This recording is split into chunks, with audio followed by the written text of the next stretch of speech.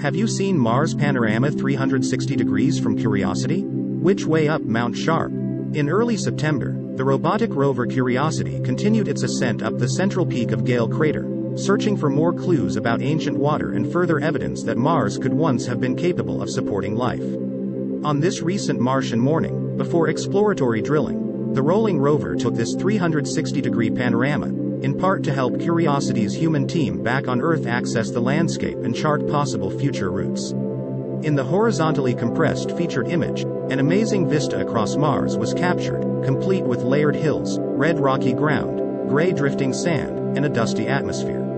The hill just left of center has been dubbed Maria Gordon Mach in honor of a famous Scottish geologist. The current plan is to direct Curiosity to approach, study, and pass just to the right of Gordon Mach on its exploratory trek. For daily video updates, subscribe to Only Facts.